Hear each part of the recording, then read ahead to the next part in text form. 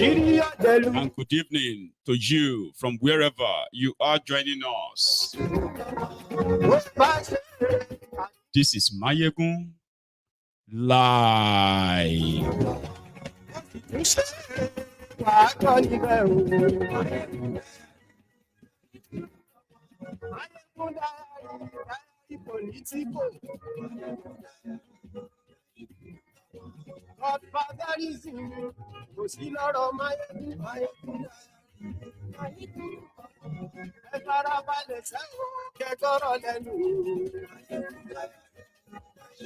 Thank you very much for joining me.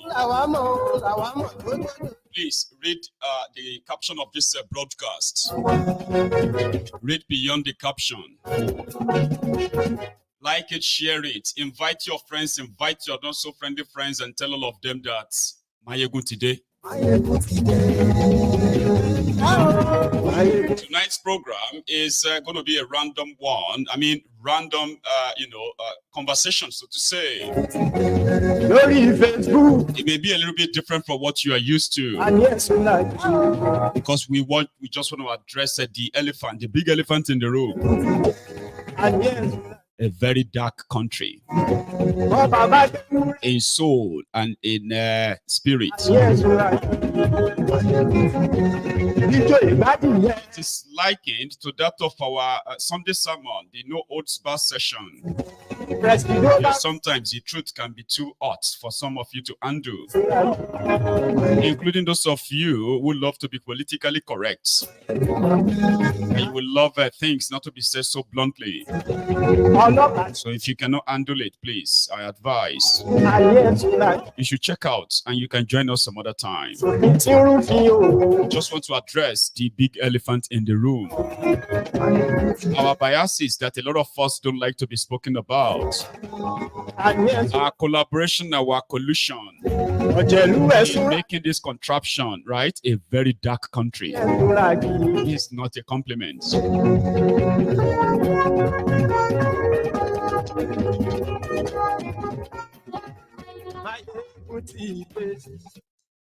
Motibe. Thank you so much for joining me again. And yes, to those who have shared this, thank you. And tonight, we want to address the big elephant in the room. You know, we do say that Nigerians don't really, not all Nigerians hate corruption. Many Nigerians are not really against oppression. It is just that the only reason why that will make some of them to scream with us is because they are not the ones doing the oppression, or they are possibly the ones at the receiving end, kind of. In the last few days, a lot of, things have happened to show to you how deceitful so many Nigerians are and how culpable they are in the degenerated how degenerated the contraption has really become. And it will remain so until probably we all kind of come to a conclusion that this is not working. And if there is any sort of strength left in us before the whole thing is dissipated somehow, we should channel it towards a peaceful breakup of that contraption, which means the whole problem of the contraption can actually be segmented and everybody can go face it based on your own contribution, kind of like people who are like, packing your own thrift. Right? Ladies and gentlemen, in the last few days, I have seen those who have joined us for years now, in condemning the criminal politicians that we all find so easy and convenient to blame for all the abnormalities, all the atrocities in that contraption. And we have seen them take, positions. I'm talking about taking positions in defense of majority of those that have been fingered, right? Again, without having to sound like I'm speaking in parables and all that, right? People like myself, I am kind of really convinced that, you see, Nigeria is a lie. And I've done my own best according to my own ability and intelligence, right? Even if it's this little, or massive, however you see it. I have come to this conclusion that the Nigeria that you've come to know, or we have come to know, is a lie.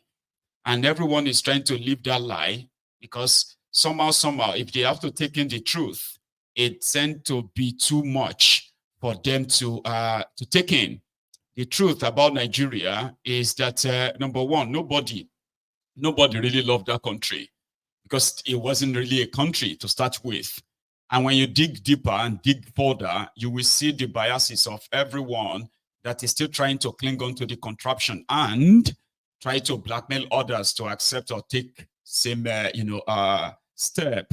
But people like us have been very unequivocal about it. That you see, starting from the supposed educated people towards, to the elite, because every society, people believe that every society you come across in the world is the making of the elite of that country. And who are the elites?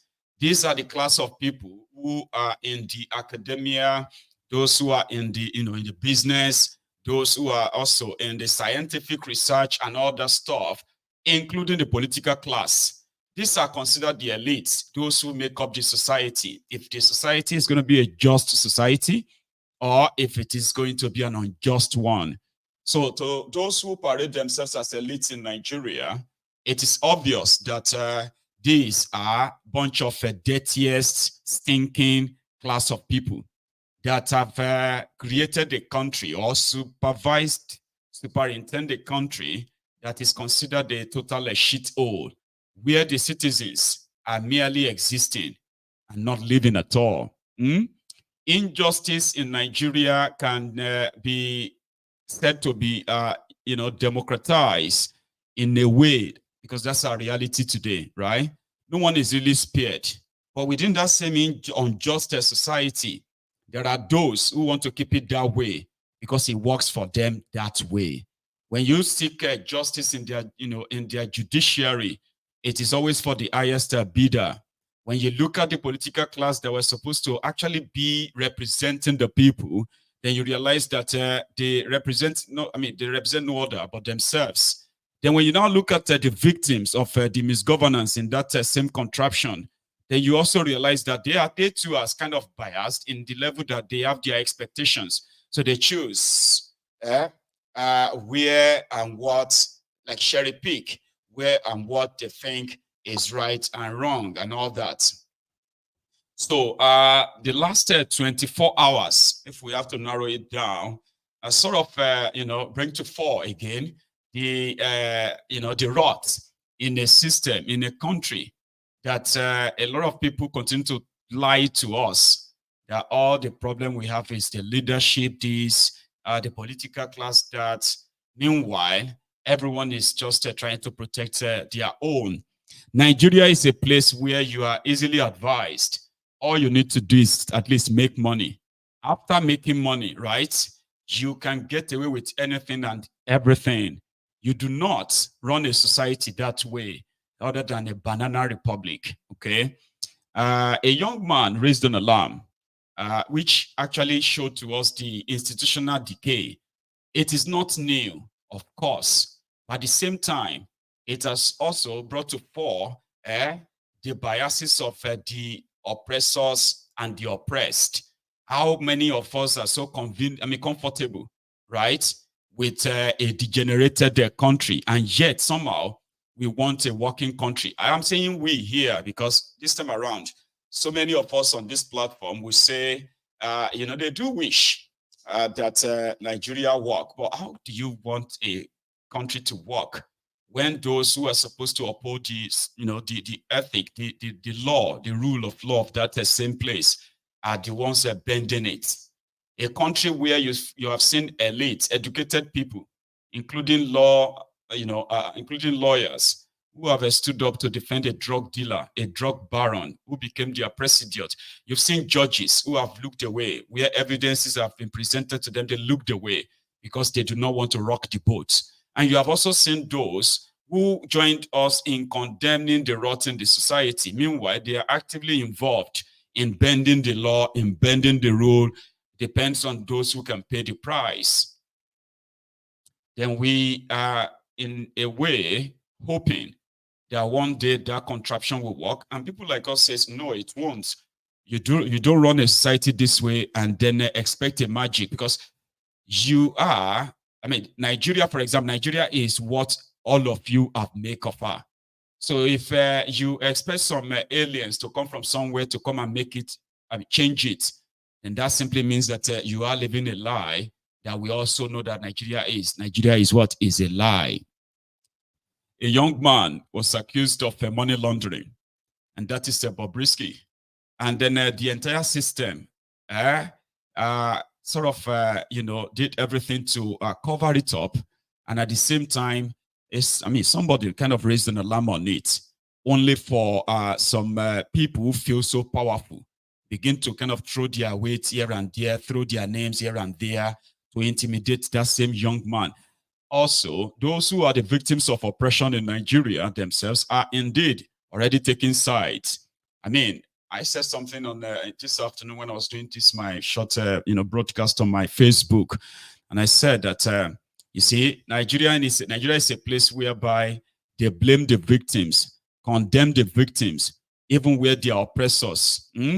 Doesn't even give a damn about they don't give a damn about them, but as the oppressed, they are much comfortable in being in that position, right? Because they themselves are hoping and praying that someday they will get to a position to oppress others. So if the society begin to really work where oppressors have no room to oppress anyone, so they will feel so kind of like cheated. As some were saying that if Nigeria want to break, for example, if Nigeria want to break, not now, because they haven't looted, they haven't become a political office holder, they have not cheated the system the way the others have cheated. So they should wait until they have their own turn. Then Nigeria can break after that. So many ways that a lot of us have been like collaborative in ensuring that this contraption remains what it is. Yesterday, one of the supposed, let's roll it back a bit, right?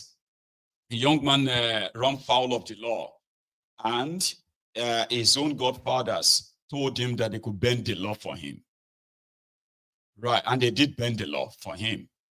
So bending the law for him, it started bragging about it. That made it to the made it to the public enough that people were like, "Is that really true?"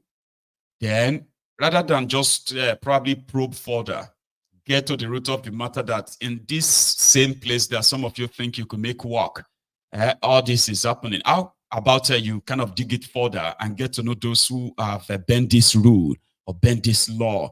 No, the half of the society is looking forward to punishing the whistleblower. It's not new. There is a young man that has been in prison now for more than 2 or 3 months now.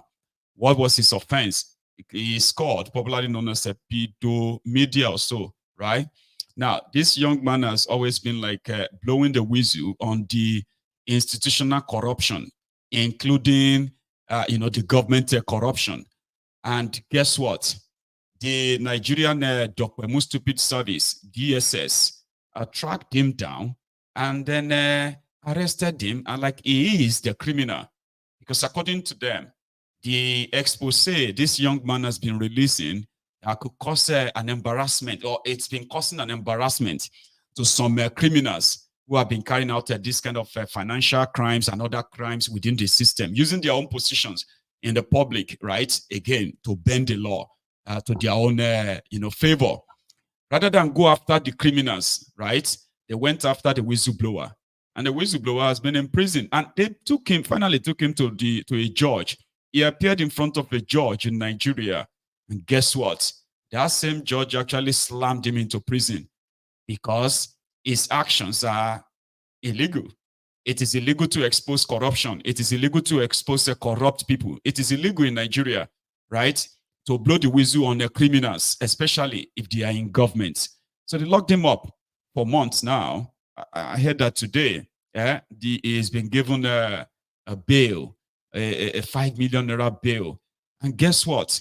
All his expose, they are not saying that what he exposed were lies. No, they just felt offended that why would he expose those things? where people are sharing money, moving money in hundreds of millions of naira, right? On bogus, project and all that. They didn't go after those people. They went after him. Eh? And there were lawyers who were standing in for the government of Nigeria. Sorry, there were lawyers who were standing in for the government of Nigeria to want to jail a young man that possibly somehow believes that Nigeria can work if the right thing is done. Okay, but guess what? While he's going through all of this, the victims, those whose money is being stolen or mismanaged, they are already condemning him that he deserves it. He should be killed. He should be jailed. Eh? How can you be exposing all these things? It's on the unauthorized. Like, I then begin to ask myself, like, what future do you think Nigeria owed with the characters, especially the young ones today, right? We should be so offended. We should be so angry at how these older guys are ruining the country, ruining your future.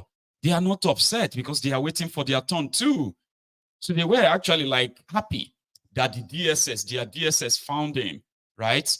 And they locked him up, torturing him and all that. So today, when they said they were giving him a bail, the next thing was like, oh, that's so cheap. Like, he hasn't really learned his lesson. I hope they kind of, jail him. Why would you want somebody jailed for exposing corruption? Similarly, yesterday, when this guy, very dark man, released, it wasn't yesterday, but yesterday was when the threats from one of Femi Falanas' sons, right, false, right, made the threat of defamation, and I was like, why would you want to punish somebody that published, an expose which actually confirmed your involvement in trying to bend the law? So you felt embarrassed that the public that seems to be respecting you because they don't know your full story, they don't know the full story of your father or something, right? So you felt embarrassed that you are mentioned by what's his name again, Bobrisky Idris, that bragged of how connected he is and how much of his, the influence of his own godfathers are in shielding him from jail. So you are not offended, like you are not really angry, at Idris. You are angry with this young man that exposed this, and they started writing epistles, right? Get one of these lawyer, Inihebe, right, who happened to be one of the guys I actually used to kind of respect, by the way. And why? Because he happened to be one of those who have stood up against the same system, the same corrupt system. He's a lawyer, right? He stood up for so many people who have been somehow oppressed by the same system, only for him to turn around and begin to write a epistle of why what the very dark man did was this or that, like he did not try to confirm the audio. Number one, he did not have the authority. Okay, he did not have the authorization to release the audio. So all that is called defamation. This under the section law in Nigeria. It was so kind of boiling in. I'm like, do you guys want a working country, or you just want a sort of a country where you are able to sort of control the narrative in a way, a fixed country that is not really working for anybody except you guys, right? So everyone started kind of like, instead of trying to kind of figure out why would, in this day and time, respected people will be involved in trying to bend the law for somebody that the same Nigerian court, jail. Why are you not interested in the same guy who is making all this brag, who paid the EFCC, who paid the prison, the prison, what do you call them? The prison officials and all that. Why are they not really angry with the guy, but the person who actually exposed the conversation? Oh, it is a breach of privacy. What the hell?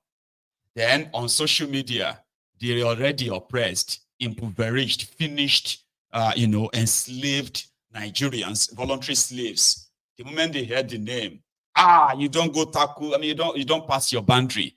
How dare you go and mention Femi Falana, as if to say Femi Falana is somebody that is like, I don't know, like maybe God.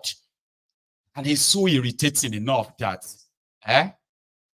when they were making their threats, okay, Force himself had to kind of indict himself by saying, yes, I called him or he called me. So what did that young man, what did he do wrong? Nothing. He embarrassed the supposed respected family.